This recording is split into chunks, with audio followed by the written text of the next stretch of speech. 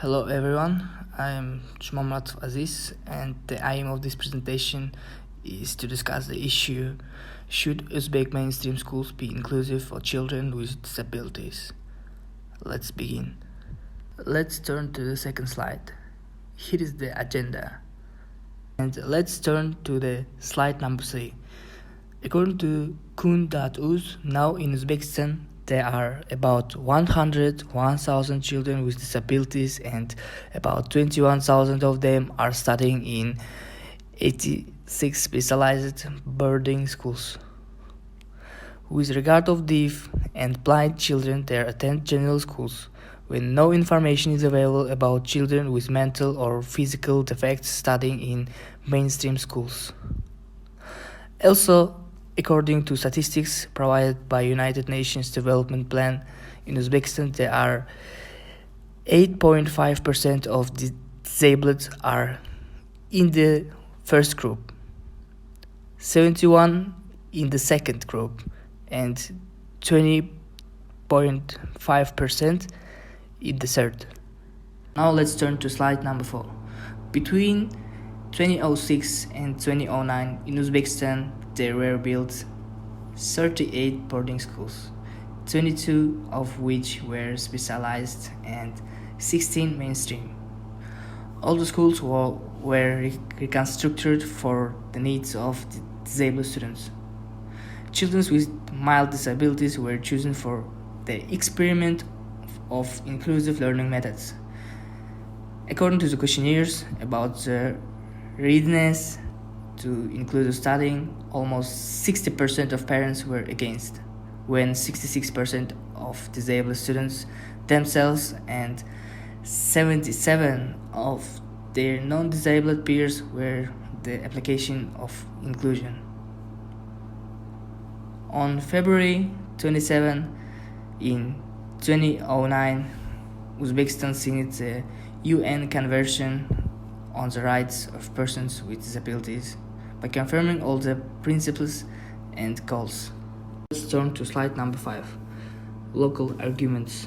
The first argument is a new attitude towards people with disabilities, because according to KAP survey indicator KAP7, only 7% of people relate to people with disability and on an equal basis, when others feel sorry, try to help, or don't notice these people. Furthermore, the research suggests that the most people didn't want to see people with disability as co-workers, neighbors, and especially mothers. Mostly it was about people with intellectual or mental impairments. This attitude definitely must be changed, and the inclusion of disabled children into mainstream schools will be the first step in overcoming the problem of discrimination. Another point is communication, which is undoubtedly vital for the development and self-consciousness of the disabled, and also one of the goals of UN Convention on the Right of Disabled Persons. However, there are some difficulties in applying this system in Uzbekistan. One of them is the lack of qualified teachers in this sphere. According to Matlubakhon Ahunova, in 2007 there were about 450,000 teachers, out of which 4,000 were teachers for special needs children in 86 boarding schools, and only 1,000 of them had a higher education. As according to the Ministry of Education, now in Uzbekistan there are 480,000 teachers, and the number of schools where disabled is still 86. It can be predicted that the number of qualified teachers is still low. It is the statistics for segregated schools, when in usual schools teachers have almost no experience in working with disabled. One more problem is the number of exciting segregated schools. There are 86 schools for special needs children, 23 of which were boarding and also 120 preschools with 20,000 students in them. If the new system will be applied, these schools will lose their meaning and the majority of teachers will lose their job because of qualification which might not fit them. Now let's turn to slide number 5. On the global scale, Uzbekistan has signed the Convention of UN on the Rights of Disabled.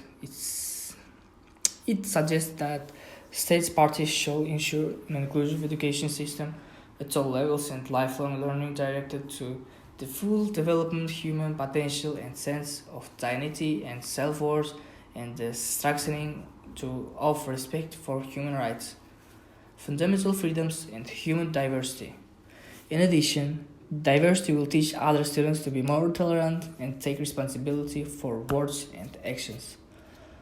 The second argument is the right of disabled people to quality education, with all the friendly environment and relevant approach provided, which would maximize both social and personal development.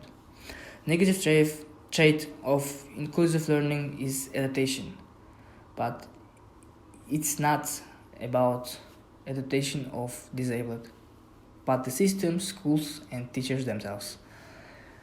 According to research provided by Toyin and other authors, the system can't always meet the needs of disabled without changing the approach to them and adapting to circumstances for the needs of children. Another issue is related to bullying. According to Medkorzatak Jill and Jos de Custa, it's a violence from their peers. In addition, they mentioned that attempt to inform schools administration about violence will lead to worse consequences. Now let's turn to slide number 7. Well, in my opinion, Uzbekistan definitely should develop inclusion in schools for disabled people due to the fact that it's responsible for social engagement of them and their interpersonal development. Furthermore, people with disabilities should have an opportunity to choose the most appropriate environment for them, which is the goal of every government. And it's the last slide. Here is a list of references and thanks for your attention.